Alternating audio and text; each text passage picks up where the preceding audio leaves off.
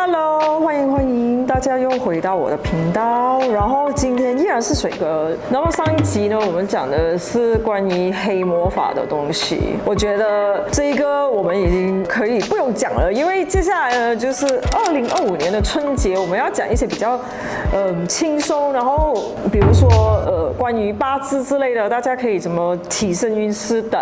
所以今天又是我们熟悉的水哥啦。Hello. 你去 follow 他们的，你们可以 follow 他的 IG。然后今天我觉得你的造型有点特别，请问你为什么又穿白衣，然后又挂这一块布在身上？因为我老婆看了我的 YouTube 说你好像少了一点气势这样子，我就去看 YouTuber 怎样的打扮啊，然后他就说 YouTuber 还是大師的打扮？他們攬住塊布就做大師啊！我試下睇有冇塊布攬下咯。但是今天真的是要黑要晒耶，真的有那个大师的风范。真的，这个是最省钱的。怎么省钱？因为大师要学嘛，在 YouTube 的大师只要一块布就搞定，你就是大师了的。原来是这样子，不过你今天有点真的是像那种泰国的阿展，因为你又黑耶，然后你又穿白色，然后又挂一个布，很像。是啦，因为我不想我这一辈子白过，所以我这么黑。我不要了，还是很不习惯啊，要做七做八的东西，我还是不可以啊。他决定不要挂了。我是很平常，我是穿着这个 baseball jumper 和戴着 baseball cap， 我还戴上黑眼镜，你们大家可以 guess 到我今天有没有化妆。OK， 我们今天就先进入正题。2025年大家最期待的蛇年要到了，然后你是不是也看我？我其实有给他看我的八字，然后呢，他就要整我给鬼。我今天有机会上到 Alicia 的平台啊，我觉得我就想要和大家用不一样的方式来看一看八字，让大家对自己的那个八字有一点了解。所以可能我呈现的方式会有一点不同啦，我就不和你讲今年的生肖，说属龙啊有什么运程我就不讲啊。那我可以从比较 basic 我讲起，让大家对这个玄学啊有一定的那个认识啊。就八字这个玄学对吗？这样我还没有进入八字之前啊，其实我一开始我是因为某些原因接触到八字的，是因为我有一次有一个朋友他去看一个师傅，然后我和他吃饭，我就跟他一起去哦。然后那个师傅啊，我第一次见他，然后我就心想到要过年了，给他看流年的那个运程啊，他就拿我八字的时候啊，他第一句话他就问我是不是有一对双胞胎的孩子啊，这么准啊！我当时和你的情况一样，哇，这么准啊，这么神奇的，我的八字在几十年前已经有了哦，为什么第一次就你出生就有啊？我出生就有吗？我的生日期哦，所以那时候我就对这一个东西，我就有一点点改观，我觉得是不是人生有一些密码是藏在我们的那个八字里面，所以回去过后我就开始深入的去研究何为八字，是从这样的一个小故事那边开始的。这样今天我就觉得，如果做访谈，不如我来一个小小的分享这样子啦。这样因为很多人都不知道嘛，八字从哪里来的？它其实是从我们古代的，因为在以前的年代啊，有一位创造八卦出来的那个祖师爷啊，他叫做伏羲。伏羲是创造八卦的，他是在一个怎样的情况下创造？因为古时候的人啊，他们看不懂天气，他们要耕种啊，要打猎啊，但是他们每一次都是会被旱灾啊，或者是洪水啊打扰他们的生活，所以那个部落格的部长就是那个伏羲，他就没办法，他为了他的子民啊，他就拿着一根木材坐在那边插在地上，你知道为什么吗？李雪，就是看太阳跟下山，然后以前的人算时间是插一根木或者是石头这样子，看他移哪一个位置是几点，不是这样的吗？这就是古人的智慧咯。所以他就坐在那边啊，看着那个木棍啊，他看了好一段时间，他发现天上的明明天气一样，地方一样，但是天上的那个星星啊，那个北斗七星啊，它会移动的哦。现在的时间点啊，那个北斗七星的那个哨子的点啊，为什么在春天的时候它是向这个方向？不是春天啊，就有些日子是在这个方向。当每次它移到去某个位置的时候啊，就开始天气转冷了。那个时候啊，伏羲就开始想，其实在这一个世界是不是有一种能量主宰着运行的？所以他就在那边观天。那时候他才会把那个八卦创造出来。他其实八卦的那些爻啊，我们说一横一横的那种阴爻阳爻啊，其实是拿来做记录的。去到最阳的时候，他就画一横阳爻，然后有阴气开始转变的时候，他就画阴爻，所以形成了现在的我们所谓的八字，不是八字八卦，而我们的八字是在这个10天干和12地支的那一个 formula 里面呈现出来的。在这一个10天干里面呢，它又有分五行啊，Alicia，五行你应该懂吧？略懂。略懂啊，就是皮毛，就是我们的学过一点木火土金水是我们的五行。这样为什么我先从这个五行开始去做一个展开去说？因为大家对这一方面比较有一点认识，我们才进入我们要讲的东西嘛。这样我们每个人啊，当我们一离开母胎的那一天啊，因为在母胎里面我们是没有呼吸的嘛，对吧？当我们离开母胎的时候，然后医生一拍我们屁股的时候，我们就哇喊，然后呼吸，那一口气一吸进去的时候，就代表我是在那个时间点收集了那一个能量在我体内，你就用着那个能量去过你的这一辈子。哦，原来是这样子啊。所以如果那一天你出世的是甲木，就说木的气，这样你这个人啊存在的性格啊，就和甲的那个木有一定的关联的。然后古人的确很厉害，然后再看那一个月的月份和你配合的话呢，大致上啊已经可以推断你是怎样的一个性格。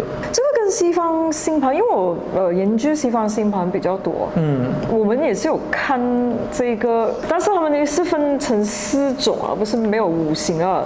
然后他是这个人的性格，你可以从他的这个星盘里面看得出，大概懂这个是怎样的。是啊，所以他们有时候他们讲那些星座啊，天蝎座很记仇，就天蝎座里面它有分月亮上升，各种各样的 Mars、Venus 什么，不懂中文叫什么，反正就是蛮准一下我自己个人。所以有些人他们会准，因为那个月份的气候是属于在那一个阶段嘛。这样我们展开说，这样五行啊，它就有5个木火土金水是阳的，然后五个木火土金水是阴的，它们加起来就是10天干。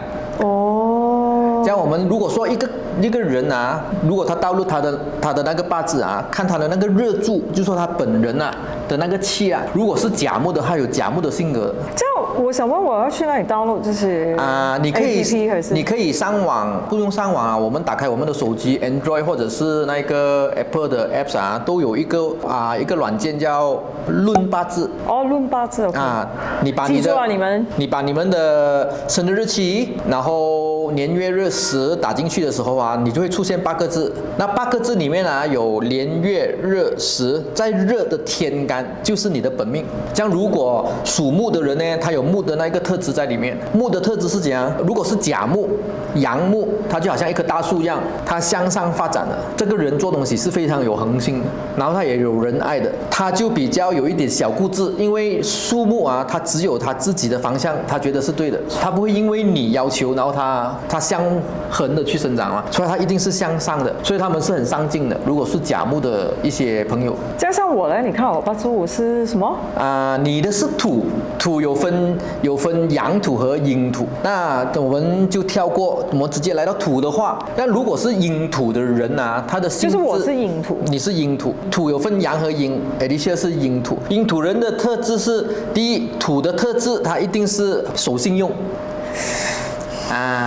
然后它的那个抗挫能力其实是很强的土，因为如果阴土它等于是田园的土，我们中华的那种土，所以在那种土里面啊，你是有包容性的。如果一个土啊在地上啊，你丢垃圾它也不会骂你，它也不会反弹，它也不会给side effect你给什么东西它就吸收什么东西这个是阴土的那个人的性格。我们讲回木，刚才讲的是阳木嘛，如果是阴木就是花草树木，我们的乙字就是我们现在这个字甲乙丙丁的乙，这个是阴木，阴木就是我们的花，所以如果他的本命是乙木的人啊，他就有一种生命力很强的。为什么？他比甲木来得强。你想想像一棵小树啊，如果你把石头压在它上面的时候啦，它第2天你会看到它在旁边生出来。对，这个是它的特质，乙木的特质。然后乙木的人呢也比较漂亮，因为你没有看到不美的花了吗？所以如果是日柱是乙木的男或者女啊，他样子也是比较精致一点的。然后来到我们的火啊，这样火也是有分阳和阴啊。这样如果是阳火的人啊，这种人呢，他就和我们这种人有很大的区别。我们是通灵体质嘛，很 sensitive 的嘛。因为我是阴土，因为我们是阴嘛，阳啊，它就是太阳的火，所以如果本命是丙火的人啊，其实他是很阳刚的，所以很少会有说丙火的人啊会遇到一些灵异事件。像丙火的人，他有些什么特质？他就是无私的，因为他是太阳嘛，他供应给你所有东西，他都是无私的。然后他最明显的特质是，他不喜欢戴面具的这种人，因为他想要透明化给你，我是这样就是这样了。你看到的我是一颗太阳，我就是太阳，我不会里面藏着一些东西的。所以丙火人啊，他们有这种样的特质的。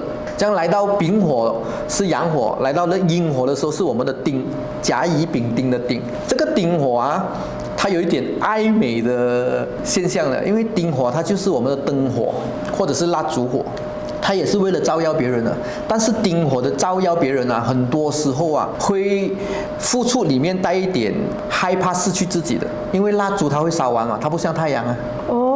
我明白你的意思。像如果一个人啊，他的本命是丁火的时候，你会看到他很喜欢照顾身边的人的，但是照顾了过后有时候又会自相矛盾，觉得自己付出太多，没有得到认同。他和丙火不一样，丙火就是我帮了就帮了，我没有想那么多。丁火帮了过后会觉得，哎呀，我好像有一点委屈我自己啊。这样如果观众听到的话，你可以 check 一下你们的那个本命，看一下有没有这样子的符合。这样它不是180%，为什么？因为我们讲八字嘛，那只是单单的一个字。然后还有7个字会影响这个人的性格的。这样来到我们的金庚金，我们的阳金叫庚金，庚金是怎样？庚金是一个金矿，所以庚金的人啊，他很讲义气的。下次做朋友之前，你是不是庚金，就知道这个人是不是讲义气。对，这样庚金的人他有好有坏啦，因为他讲义气，但他做东西也是雷厉风行的，一讲了他就想要去做了的。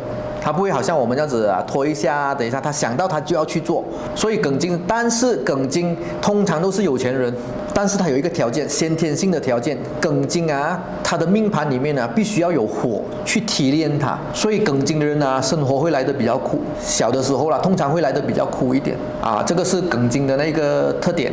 然后还有辛金，辛金就是我们的阴金，我们的庚辛金就是这个阴金。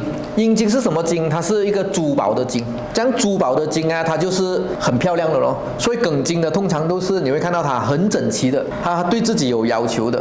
难怪我这么邋遢，我是给人踩的泥土。你看我们的肤色就知道，我们大概都是泥土的。对，所以如果这个我赞成。在八字本命里面属土不一定是比较安，但是它的八字里面8个字里面，如果土主多的话啦，就是说它比较多土的属性的话啦，这个人的确会比较健康肤色一点。因为每个人的审美不一样啊，好像我这样的 color 的，我去到海边，人家就觉得我很 man 了啊。人家觉得你像古天乐，我这种就是菲律宾女佣，好吗？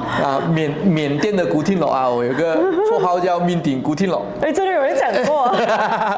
刚才讲漏了土，还有一个戊土，戊土是大土，戊土的他的性格就好像他的意象是一座山，它挡着水的那一个水坝，那个是大土，阳刚的土，所以他是一个很能够承受很大压力的一个人来的土。如果本命是土的人啊，我们广东话讲什么好襟茶啦。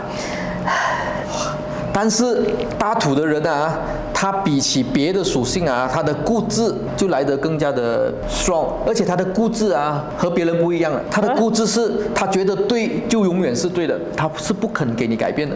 而且他的未必是对的，就是说他从小他的认知觉得这样东西是对的时候，他就会不停的坚持自己的坚持。戊土会是这样子的啊，他就没有这么善变。这样比较善变的五行啊，应该是来到我们的这个壬水。壬水啊是一个阳水啊，属阳的水。壬水是大海的水。这样大海你会看到哦，大海它是充满智慧的，它的能量是源源不绝的。但是它可能在那个情绪上面呢，就会比起其他的属性啊来得快，因为海里面的那个current是起起伏伏啊，起起伏伏了。海浪是它可以现在是风平浪静，下一秒它就打一个大浪给你了。是这个就是水的那一个特质。但是如果日柱是本命是水的人啊，他会比较聪明，因为他主智慧。你会看到水啊，它会渗入在任何一个有缝隙的地方。如果没记错的话 ，Bill Gates 应该是壬水还是水？就是他，我记得好像有大概看过。是，所以我叫阿水，我也不是属水的。啊，然后来到我们的这个阴的水，这样阴的水是露水啊，它很灵活，它的特质很灵活，变幻莫测。早上你看到很多的露水在花草树木那边啊，你可能下午的时候又不见了，晚上的时候它又出现，所以它是很变化的。如果在工作上啊，这种癸水的人啊，他们点子是很多的。就是一点就通吗？他们一点就通，然后他们处理方法的时候，他们转速会比一般人快，就不会像我们这种土的比较死板啊。我们不一定，因为如果我不在我们的命里面也有壬水的那个结构的话啦，可能啊我们就会比较灵活一点哦。因为在玄学里面啊，讲究的是一个平衡点。像如果你失去平衡的话，如果一个人他的土太多，可能这个人他就很讲信用，但是他却没有抱负，没有想要去做任何的东西，因为他土很多，他不想动，他动不了。